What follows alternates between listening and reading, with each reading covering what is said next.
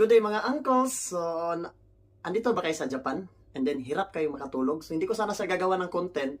Kaso yung nasubukan ko kasi siya, talagang legit kasi talaga siya. Nakita ko rin ito sa pinost din sa Facebook. May nagpost din ito na kasama din natin na nandito sa Japan. So subukan nyo itong Yakult One Y1000.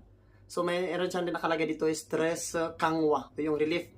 So pag sinubukan nyo to, talagang makakatulog kayo sa gabi. Pinost ko na to, sinabi ko na to sa live ko kanina. And pinost ko rin siya sa Facebook natin na ito palang Yakult na ito is talagang nakakatulong talaga to kung hirap kayong makatulog dito sa Japan. Kasi gawa ng ako kasi, yung Suimin Jikan ko kasi, may nakalagay kasi dito Suimin no Shitsu, yung quality talaga ng pagtulog. Talagang nahihirapan din kasi ako kasi bara-bara yung schedule. So ganito kasi explain ko sa inyo. Gawa na yung pasok ko kasi talaga dito sa Japan o dito sa ground handling sa airport is bara-bara kasi yung schedule. May panggabi and then pang umaga. So galing ako ng pang umaga tapos panggabi. Iba-iba yung tulog ko ba? Yung body clock natin ay iba.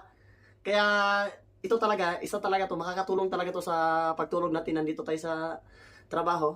Mahirap tayong makatulog. So subukan niyo po ito. Mura lang po ito. Kung sa 7-Eleven niyo po bibili, nasa mga 160 yan.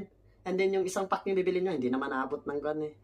Kayang-kaya niyo yan siya. Kaysa bumili kayo ng gamot, masisira yung kidney niyo. Yung may binibenta ditong gamot na pantulog din eh. Kaso nakasira ng kidney. So ito na lang yung bilhin niyo. Napakasarap ito.